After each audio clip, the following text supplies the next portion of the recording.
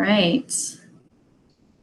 We are going to get started. We may have some more people joining us throughout the presentation, but our focus today is on engaging students with videos. Take just a moment in the chat and share your favorite TV show. I know we have a small group today, but that's all right.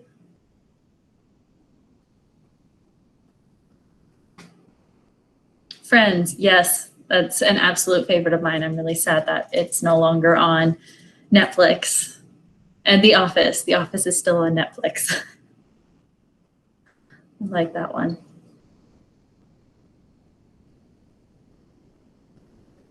Throughout, you can keep using the chat to ask questions.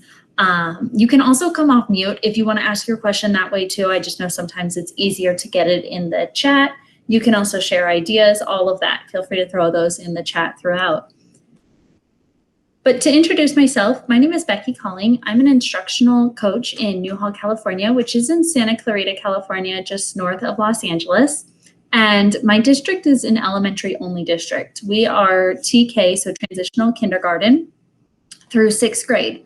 But what we're going to go over today, this is based off of research for all students, grades kindergarten through 12th grade. So do know a lot of what I'm going to be sharing, I may keep bringing back to that K through 6 lens. That's just because that's the lens that I have always worked with, but the research is for all grades, all students. So just to give you a little bit of a heads up, if you're wondering why do you keep showing things around kindergarten or 5th grade or 3rd grade, that's why. Feel free to reach me at calling.becky@gmail.com and you will get access to the slides at the end. I may throw them in the middle at some point. If I remember, I just know I sometimes get going and forget to throw the link in there. But ask your questions throughout and I'll try to get you some of these resources as we go. Our learning targets for today will be to determine the purpose of using videos in our classroom. Why do we use them? Whether we are going fully distance or virtual to start the next school year or in the classroom. Why are we using videos? What kind of videos are we using? How do we make engaging videos for our students? I know when I was in the classroom, I initially was using only videos that I found on YouTube. And many times I'd watch videos and I would go through like 5,000 videos before I found the one I wanted. And in all of that time, I could have just created the video that I wanted. So there is benefit to creating your own videos. It might not have all the catchy fun things that you see in some of the YouTube videos, but there are benefits. You save yourself time by not searching through a million different videos that don't quite meet your needs. And we're gonna also look at how to incorporate those best practices and that pedagogy that you already have when creating engaging videos. So we're gonna start with why do we use videos in our classroom? To start us off, we're actually going to start with a Jamboard, and I want to hear from each of you as to why you use videos in your classroom. If you have not used Jamboard before, oops, let me go up. I will walk you through it, and I will share this link with you in just a second. There's only 3 frames. In this first frame, here we go. In this first frame, just share, why do you use videos in your classroom? I just want the why. What's the purpose? You can either come over here on the left-hand side and use a sticky note. You can choose your color. To answer the question, you can use the pen. You can change the color, all of that, and write out your response. You can come down here and find an image. Maybe there's an image already in Google where you could type it in. You can throw that in. You could even get creative if you have a Bitmoji, if you've got the Bitmoji extension. I know you can't see mine because I'm just sharing a tab. But you could throw a Bitmoji into your response. So make this response your own. I am not saying you have to use sticky note, but it does tend to be the easiest if you don't have a touch screen or if you can't find it on the web. And then the second frame, so that was our first frame. Second frame up here is how do you know if your students are learning from your videos? I can say with 100% certainty that I did not know if my students were always learning from my videos. Even when I would give a quick formative assessment after a video, it didn't always tell me whether or not they were learning from that video or they already knew this knowledge or if my video had much of an impact at all. So how do you know if your students are learning from your videos? Have we thought about that? And then what kind of videos are you using in your classroom? And in this one, you can come and add a checkbox. You can find an image, but just check off how you're using videos in your classroom. So it's just the 3 frames. Go through, take a couple of minutes. I'm going to share this link with each of you.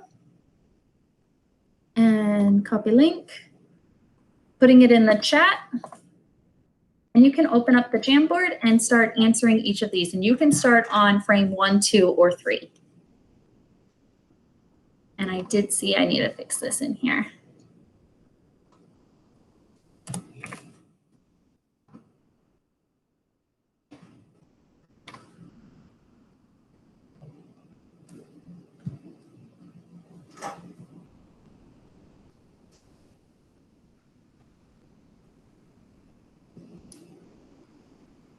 And feel free, once you've put your sticky note, they're all going to go on top of each other. So feel free to move your sticky notes around so they're not right on top of one another. If you are just joining, we are going through this Jamboard and answering, I just put the link in the chat, answering these questions on frames 1, 2, and 3.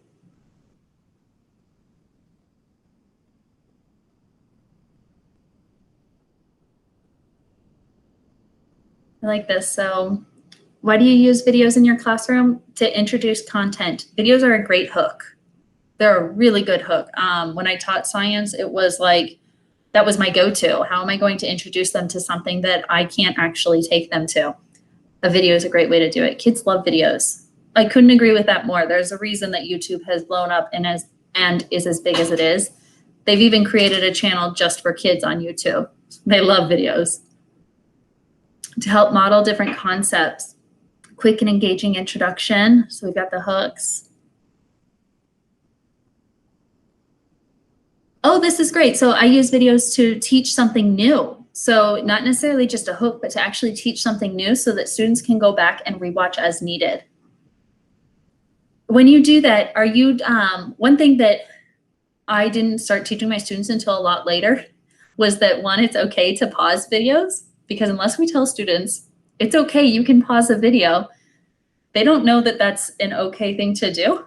They think they have to keep watching it all the way through every time. And I know that seems really common sense, but it's okay to pause and answer questions and rewind. It's also okay to change the speed. If your video is in YouTube format, which is what I typically go with, I right away show students how to change the speed, because for some students, I talk way too fast. And for others, I need to talk 10 times faster. So I show both ways of changing the speed. To demonstrate how to complete an assignment, and to expose students to ideas that are hard to illustrate. I'm going to make this one a little bit bigger. Harder to illustrate in the classroom. I made it bigger just so I could read it. Definitely.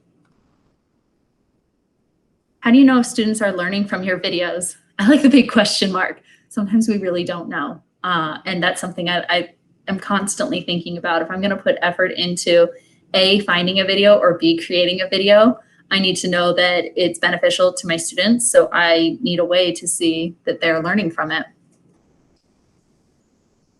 Putting in those follow-up exit tickets, a synchronous discussion.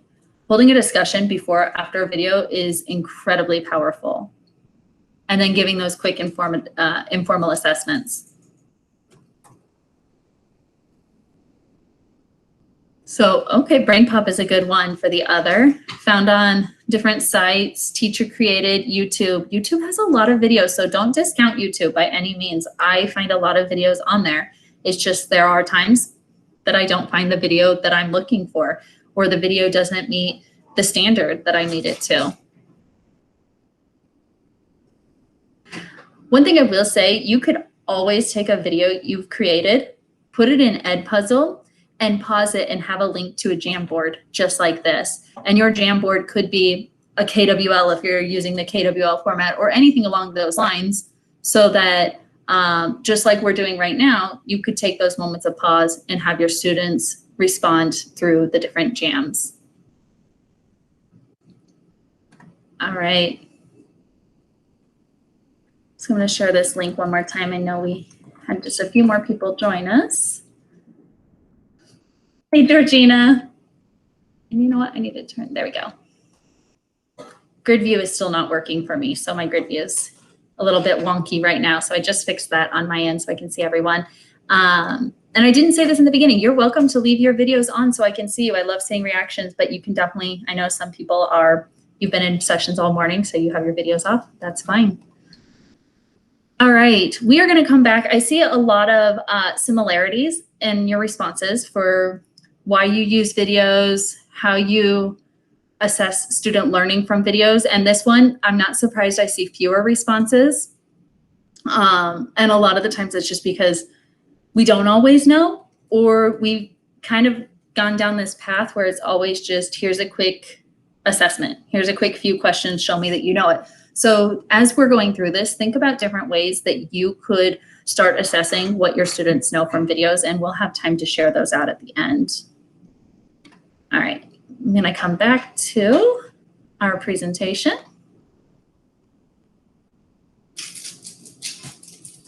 So some of the benefits that I found from incorporating engaging videos is it really does allow for that equity. And I saw that was put into the Jamboard as well, that students are able to go back and rewatch the videos. But it creates equity in a way where students can also take ownership of their learning. Students who feel like they've got it can move at a faster pace, but then we also have to allow for those students who have watched the video once or twice or 3 times and still don't get it. We need to allow those opportunities for students to learn in another format. They're engaging. Again, YouTube's around for a reason. It's engaging. The fastest way to learn something new is to go and YouTube it. They're appealing. It provides clarity. It gives us that opportunity to rewatch. And then it does allow for those discussions. And I saw that in the Jamboard. It allows for those opportunities to watch a video and then come back and have a whole class discussion, whether we're virtual or face-to-face. But what makes a video engaging? If you really want to know, go on YouTube and go on YouTube Kids and start watching the top videos. You're going to notice a pattern. And we're going to go through what that pattern is in just a moment. But the main reason that I came up with this presentation initially was because I had teachers in my district. Mind you, I'm an instructional coach in my district. I had teachers reach out and say, like, my students are not engaged in my videos. They are, and I asked, okay, how do you know that? Because they're not watching them. I can see on YouTube, they're watching for 2 minutes because it does give you the analytics to tell you how long they're watching your video for. Or my students are watching the video and then they go to fill out the assessment and they're getting it all wrong. Or I'm having parents complain because their kids aren't engaged in the videos. They're, for whatever reason. And there was a list. And so I said, okay, show me some of your videos. And eventually one of the teachers, were really close, we got on a meet together and we were watching the video she created for her class. And she's okay with me sharing this because she's now changed her practice. But what she did was she went on a meet by herself, which I recommend doing if you don't have another way to create videos, hit the record button, and she turned and had a whiteboard at her house. And for 20, 25 minutes, she is talking and explaining how to do math problems and going step by step and explaining it for 25 minutes. After about 10 minutes in, I paused it and I was like, can we fast forward? And she was like, yeah, this is boring. And I said, it really is. You wouldn't teach this way. So don't give videos this way. So we started looking into research. And I'll be honest, my research started with like tweeting it out. What do you all do to create engaging videos? And I got article after article. And then I went on to other sites to find, okay, how do we engage students with videos? What's the format that YouTube is using? Because something's working there. And that's how the session came about. But do know when you look up top teacher videos on YouTube, they're a little extravagant. Yours don't need to be at that level. I want to show you an example of what one of the kindergarten teachers in my district, one of her videos looked like. You're going to find this is not top video quality. You can see it in the graininess. You're going to find that her cameraman, AKA her husband, wanted this to be done in one shot because she's now creating videos every single day. But it's engaging. It's exactly what her students needed. So I'm going to play this for you just so you can see what it looks like. Hey, why the Canyon Kindergarten. Time for the Farley Show. Are you ready? Are you there, Hetzel's Pretzels? Let me shout out from Hetzel's Pretzels. Are you there? Woo! How about Team Farley? Try it again. Team Farley, are you there? How about Mrs. Broadway's bees? Your sweet bees, Mrs. Broadway. There we go. I hope you're having a great time. I am going to talk to you about having fun with math and music. Wait a minute, math and music? Those go together? Let's think about ways we can make 5. Can you make 5 with 2 and 3? How about this? 1, 2, 1, 2, 3. 1, 2, 1, 2, 3. 2 plus 3 makes 5. But you might say, wait a minute, I don't have a drum. How am I supposed to do that? How about your knees? 1, 2, 1, 2, 3. 1, 2, 1, 2, 3. 2 plus 3 makes 5. 1, 2, 3, 4, 5. 1, 2, 3, 4, 5. You might not even need your knees because maybe you have this at home. Ask an adult first. 1, 2, 3, 4, 5. 1, 2, 3, 4, 5. 2 plus 3 is 5. How about a different way? Let's check Louie. Louie's got 1 cold nose. He's my assistant. And 4 short legs. 1 cold nose and 4 short legs. Dun dun dun dun dun dun dun dun dun dun dun dun dun dun. 1 plus 4 equals 5. You are welcome, staying alive, having fun, learning math. Team Farley, here we go. Have fun. Peace. I show that video for a few different reasons. 1, because Terry is truly amazing. But 2, because when we started virtually, she was like, I don't even know how to check Gmail, and now I have to create videos. This is not my thing. I'm not into this at all. I just want to retire. I want to do all of that. And finally I said, Terry, you're an amazing teacher. I've been in your classroom a million times. Do what you know how to do best. She was like, all right. And she went outside and just started filming. And now she's got like 100 plus videos because she's fallen in love with this and is enjoying it so much. And I'm sure her husband's loving every minute of filming. But even if you don't have a cameraman, you can still put a camera up somewhere or just use your computer and sit and talk to it like I am. But there's a few things she had going for her. Yes, I know this is very kindergarten, but there are some things that regardless of the grade, you can do with your students. So the formula we came up with is take 2. And following this, this is what we got from all of the research. The first thing is your takeaways. What do you want your students to take away from this video? If you can't give a takeaway, then don't create a video. You have nothing to create a video on if you don't have a clear takeaway. And just like in the classroom, we always share the learning target. Add those to your video. What is the purpose for your video? What are the key learning targets? What are they going to lead with? Ask questions. Notice that Terry asked questions throughout her video. She asked, can we make 5? Does 2 plus 3 make 5? Like she asked multiple times, and then she showed it in many different ways. Her pause wasn't long, but it was long enough for a question as simplistic as what hers was. And then engagement. How are you going to make your video engaging? Is it that you're going and sitting outside to create your video? Or is it that you're incorporating different things into your video on your computer, whether it's a slideshow or anything along those lines to make it engaging? And then finally, keep your video between 2 to 6 minutes. 6 minutes is like that cutoff point. Once you've gone over 6 minutes, you're losing your students. And if you notice videos on YouTube for kids, they're between 2 to 6 minutes for a reason. It's because that's where they get the student engagement. If you're finding your videos are 10 plus minutes, start breaking it up into 2 different videos and assigning them over 2 different assignments. So 2 to 6 minutes is your hotspot. I am going to share this with each of you because I created it in slides in Google Slides. So I'm going to share the link with you, which will allow you to make a copy. And you can use this same formula anytime you create a video. So when you come in here, the first slide is just going to be the take 2. It's going to give you everything I just went through. And then the second slide is your template. And you can actually come in here and fill this out before you create each video. Once you've done this enough times, you'll feel comfortable and you'll be like, oh yeah, I forgot the K part. My slides are going a little wonky today, so ignore these random glitches I keep getting, but let me share this with each of you. And then, like I said, in the end, I'll give you the slideshow too, so that way you have access. And you can come back to all of this later. So I put the link there. All right.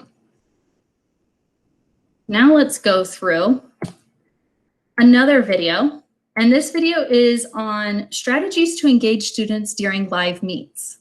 We just went through take 2, and I know we've only gone through it once, but I want you to watch this video and see, does this video follow the take 2 format? And does it follow every part of the take 2 format or just a few components? You are welcome to criticize this video as much as you want. It was made for that purpose. So I'm just giving you a heads up. I created this video and I am open, and I actually want you to critique it. Told you my slides are going wonky. Here we go. Today we will talk about 5 strategies to engage students during live meets. The strategies include Jamboard, virtual backgrounds, pause, box of lies, and who's who. Jamboard. Create and share jams during your meets to engage students. This is just like using a whiteboard in your classroom. Virtual backgrounds. Use virtual backgrounds when talking about the weather, a time period, or just something that will catch students' attention. Pause. We must embrace the pause. Allow for wait time, just like we would in the classroom. Box of lies. The game Box of Lies was made popular by Jimmy Fallon and would be a creative way to see if students are paying attention. The premise would be that the teacher or student has an object out of camera view and then has to describe the object. You could do this with all sorts of other ideas, from historical figures to using descriptive words in another language. Who's who? Have your students privately share 5 to 10 facts about themselves. During each meet, read off a student's facts and see if the other students can guess who it is. Thank you. Okay, so I told you, I created this to be critiqued. Did I embrace the take 2 method? If no, what's missing? And if yes, what's there? You're welcome to throw it in the chat or come off mute and share. I am good either way. We're a small group. So yeah, critique it. We just went over, and I'll show the take 2 again. Did it have key takeaways? Was there significance? Were there key questions? Was it engaging? And was it between 2 to 6 minutes? I'll go. I definitely want to talk about the engagement. Let's work backwards first, because that was super awesome, Becky. Well done. I love it. It's super creative. So the engagement is definitely there. It's definitely short enough, so that's there as well. There was definitely purpose. The learning targets, my memory is not that good to recall if the target was listed or not. So someone else can maybe take over the first 2. So Georgina, I have to say, I love you. I love that you gave this positive feedback, as I would say it was not engaging. Oh, no. Okay, but maybe that's because I'm coming at it from an educator's point of view. I really thought that, like, your colors, see, because color is another thing people forget in videos, right? And your colors were super engaging for me. And no, it totally had me smiling, in case you couldn't see. I thought it was really engaging. It did, yeah. Okay, thank you. I like that. Now I'm excited for you to see the next one, though. Because this was my rough take. This was initially... That's funny. I didn't hear any questions and your voice didn't sound natural. Okay, that is one thing I'm going to say. In the next one, my voice doesn't sound natural either. And why, the minute I hit the record button and it's myself, I get this weird tone to my voice. I don't know, but it happens every time. And if yours does that, like, don't be upset with yourself. Just keep going. I clearly have a strange video voice. And in that last one, there weren't questions. There weren't. And I actually really appreciate that you pointed out my voice didn't seem natural, because it's not. And I'm reading a script. I don't know if any of you noticed. I read the slides. I didn't say one word that was not on the slides besides hi, my name is Becky. Other than that, I read verbatim, and you'll have this to watch back later, but I read the slide, didn't add any input, didn't give any more direction, and then I went to slide 2, read the slide, next one, read the slide. So it is bright and pretty, but if you're just reading slides, think, do I need to make this a video? For my littles, maybe. For teachers, which is who this was for, you all didn't need me to read these slides to you. You would have probably found just as much information out if you had read them yourselves. And when I showed this in my district, it was really funny. One of the teachers said, you talk way too fast. You got to slow down. I was like, I do, yeah. So good points. It embraces some of Take Two. I would not be as generous to myself and say it embraces all of Take Two. It is missing a lot of key components for me because I'm reading a slide. But I did recreate this, and I want to show you the difference between video 1, where I feel like it's not natural, I'm reading slides, and it's fast, and what I came up with next to try to make it more engaging, because the first one, there weren't questions either, because I didn't add questions in my slide. And I feel like even if I added questions to my slide, I wouldn't have offered that pause, which is funny that I say embrace the pause and then I keep going, because I don't embrace a pause. So I want you to watch this one and see if you notice a difference. Hey everyone, it's me, Becky. Are you struggling to get your students to join your live meets? Today, we are going to talk about 5 strategies to engage students during live meets. These are strategies that you could incorporate into any meet starting today or next week. The strategies include Jamboard, virtual background, a pause, box of lies, and who's who. When using Jamboard, you can quickly open up a jam, use it like a whiteboard, and share that link with your students in the chat bar so that they can respond to your jams and they can also be writing on the same board as you. Virtual backgrounds are a really fun way to add some character to your live meets to get your students to ask questions. Think about what kind of virtual backgrounds could you add while working with students. When looking at mine, you might see that I chose to add the virtual background about the weather. How could I use that in a live meet with my students? Also, don't forget about the pause. We know best practices in the classroom. We should use the same practices when working with our students in live meet sessions. Do you regularly add that pause time in for students? I know it can be uncomfortable. The game Box of Lies was made popular by Jimmy Fallon, and it would be a creative way to see if your students are paying attention. Basically, all you do is hide an object out of view from your students, or it could be a word, such as, I'm holding something in my hand that's white, soft, has a lot of layers. It's pretty round. I would say it's like a cylinder. Do you know what I'm holding? It's toilet paper. Have fun with your students by just quickly pulling in fun activities that are going to get them excited to join your meets. Another fun game to play is Who's Who. This is like your old school Guess Who game, but ahead of time you ask students to share with you 5 to 10 facts about themselves. During each meet, you'll pick one student at random, and you're going to share those 5 to 10 facts and ask your students to guess who they think you're talking about. It's fun and simple and exciting. If your students happen to be on the meet that day, they're going to get to hear about themselves and it'll be more exciting for them. Now it's your turn. How will you conduct engaging meets with your students? Let me know in the chat. Bye. Okay, so a big difference. I will say you can create 5,000 videos. You will always critique yourself. And there are things I would change. But my thing that I do a lot of is I don't create multiple clips. I do one run through each time. And there are times where it's beneficial to create multiple clips, but for a 5-minute video, I don't want to spend 3 hours making it. So I can still get that point across. There might be parts where I'm trying to work on the screen, all of that. That doesn't seem to bother me. But I want to ask you again to compare now this first video, the first video you saw of me, to the second video. What do you notice? And again, you can put it in the chat or come off of mute. Okay, so that was totally way better. I'm going to absolutely start. Yeah.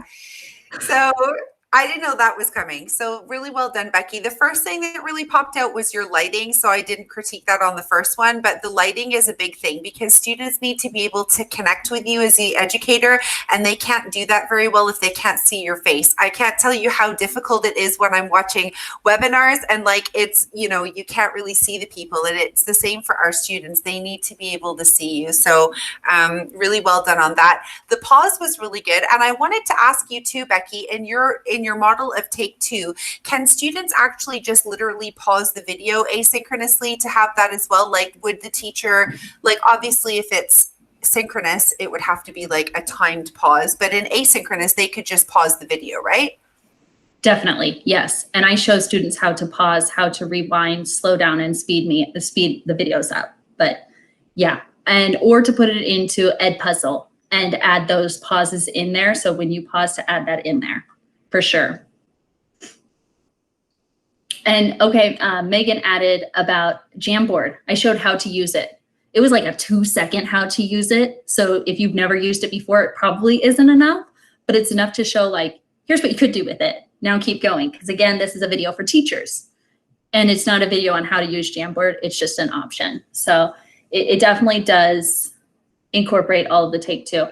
As far as I know, Edpuzzle is free. I think you can only get so many videos at a time, but it is free from everything I've used. And then you just get more people to sign up and you get more videos that you can do. But it's a really cool resource.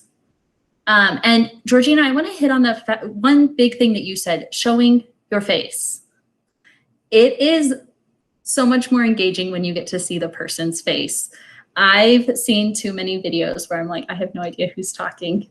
And although, yes, when you're watching mine, you can see that I'm like navigating and moving around, but that's real, that's me. And that's me in my classroom too. I am a little bit of everywhere and I make mistakes and I keep going. I don't need to be perfect in every video I create and in everything I do, because then I'll never have a video to show my students. So one big thing, you have the take two, you can use it, make it work for you, try it out, but don't forget what you already know. We often get into this and we're like, this is a whole new world. I'm relearning everything. You're not though. Like in your own classroom, you would never stand there and talk for 25 minutes to describe a math problem without any student engagement. So don't forget what you know.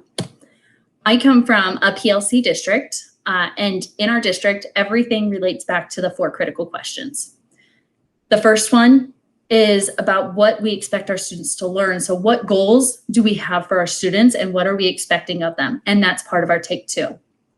How will I assess my students to see that they've learned? I brought this up in the very beginning. If I'm going to give a video, so if I backtrack just a little bit, and I gave this video to my teachers and there was an expectation that they started using some of these meet strategies, how would I ensure that they've learned from this? Would it be that I join in on some of their meets? Would they be giving me video samples of or recorded lessons of the students and them using meets?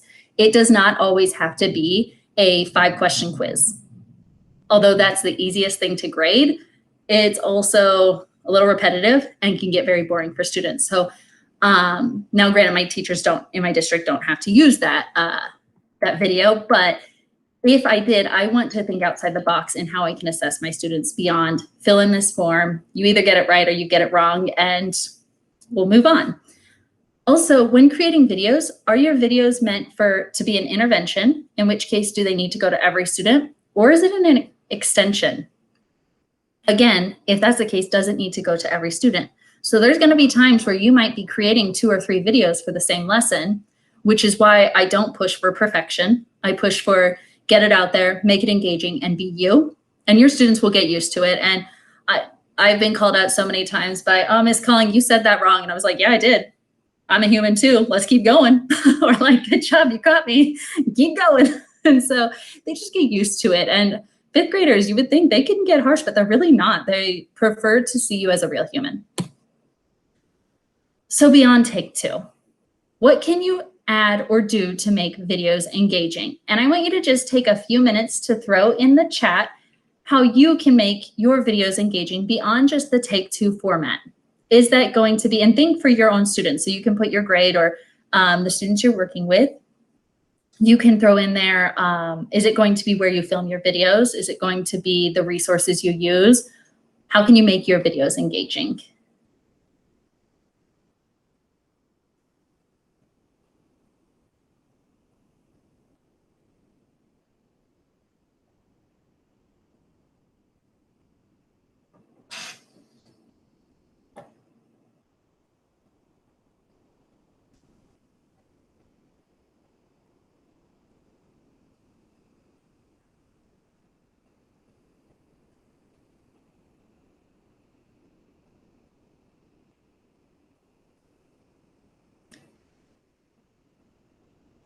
And I know embracing the pause is hard. Let's see. Oh, dressing up. That's something that you saw Miss Farley do in the very beginning. She dresses up for everything. Like that, I think, is her comfort of if she's not dressed up, she feels uncomfortable in front of the camera. So she throws on hats and gimmicks and all of the above. Or she, in one of her videos, pulled out a ukulele. And I asked her how long she's been playing the ukulele because she legit pulled it out in a video. She goes, oh, I bought it for this video. She's never played a ukulele before. She just made it up and went with it. So I said, you do you. I couldn't do that, but that's awesome.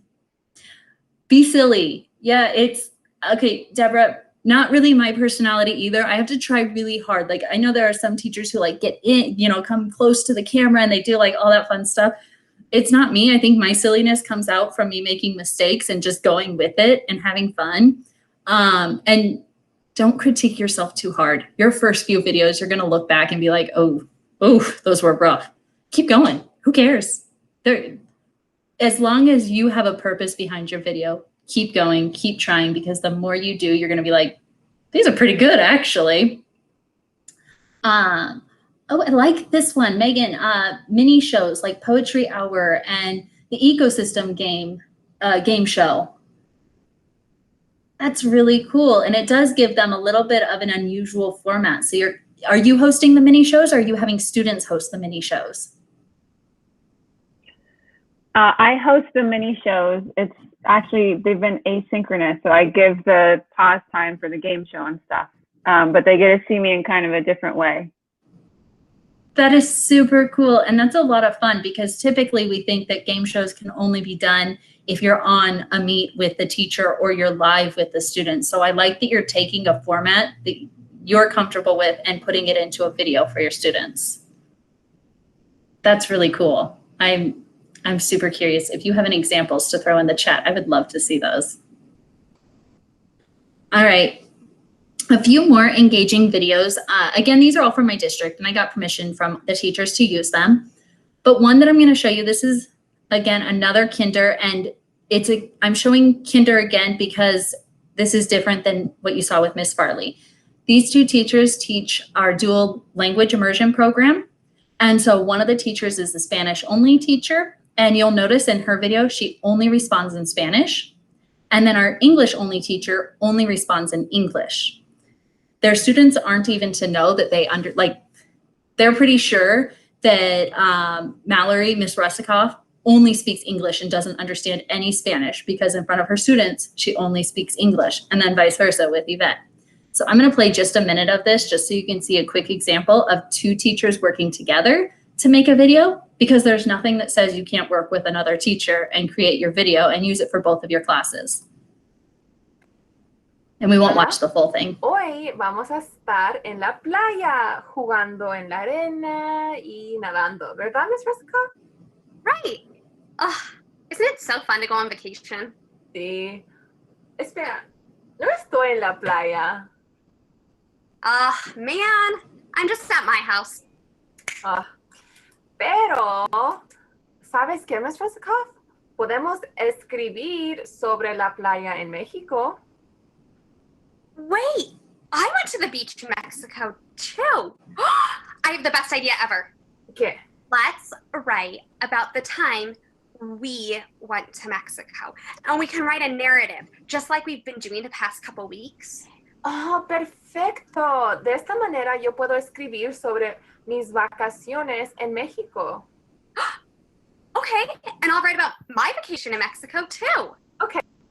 So I'm not going to play the whole thing, but this video was a hook. It was a hook to get students on narrative writing in kindergarten. The one thing that that both Mallory and Yvette are working on is their timing. Their videos tend to be closer to 6 to 10 minutes, and they're still finding that students are starting to check out. So that's something that they've been working on. Like I said, we're not perfect, but they're working on that, and the rest of their video is incredibly engaging. You see that in their faces. The actual picture of the beach itself is fine. It's exactly what the kids need, but it's the image of the both of them that engages you. You are watching them and you're like, okay, you can see it in Yvette. She is like, when she escribir, and she's writing out on her hand, and then Mallory's responding. And I don't speak much of any Spanish, but because of how it's done, I'm able to keep up with the whole video, and their body language is what makes it engaging.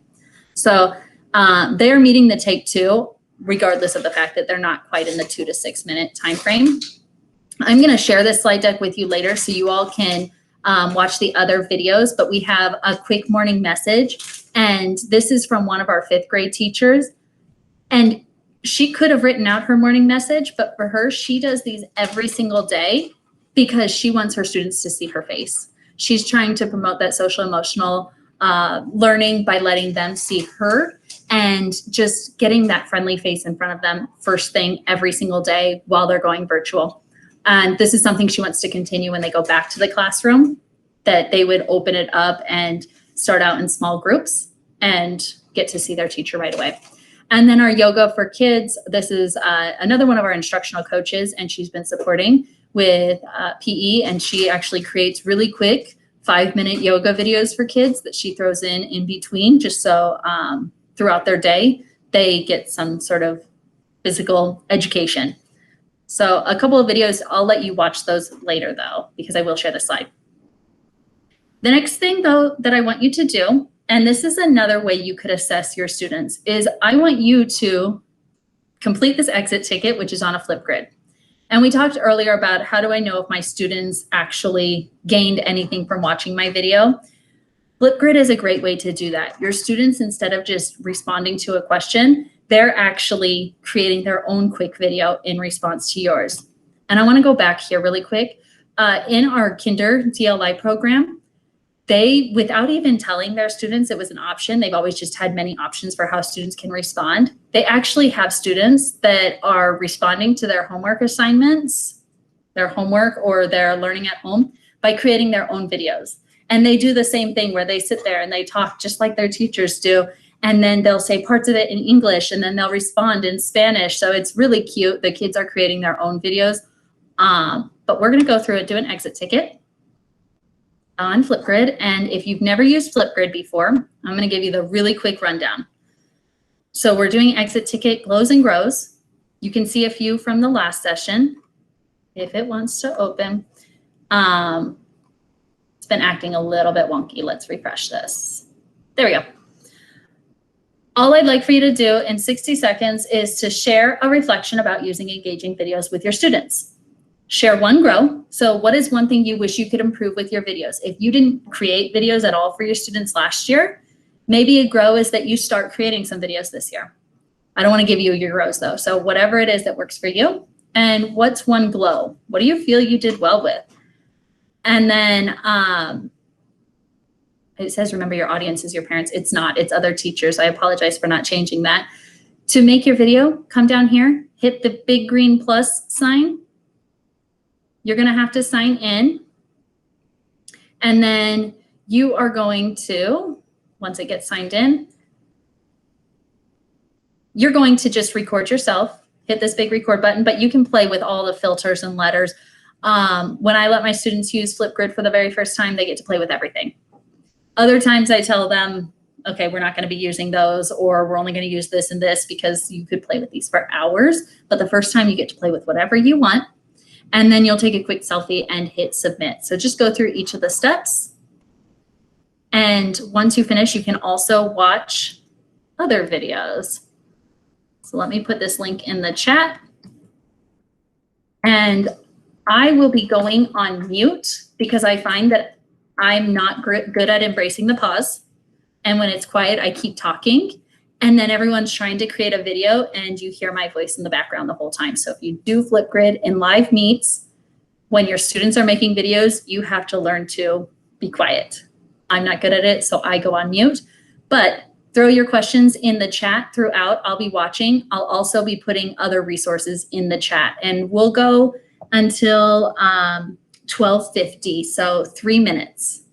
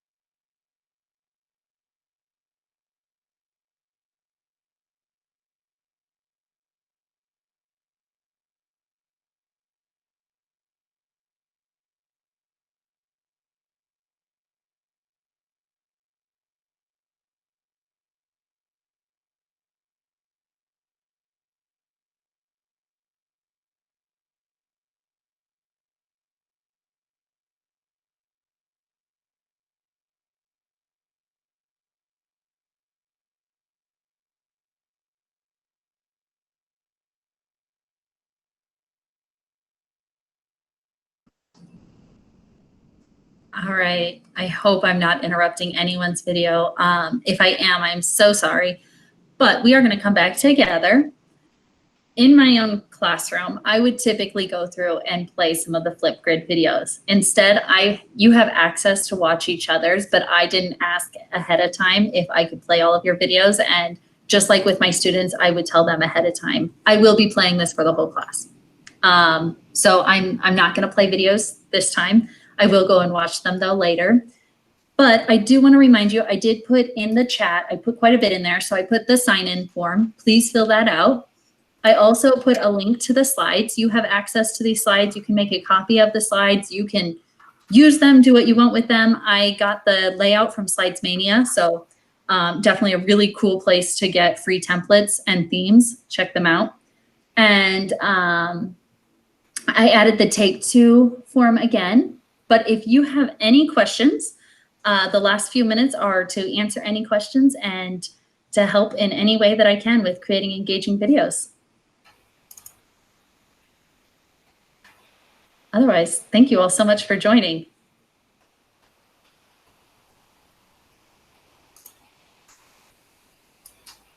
And I'm looking off to the side because I'm trying to watch on the second screen where the chat is and where everything is.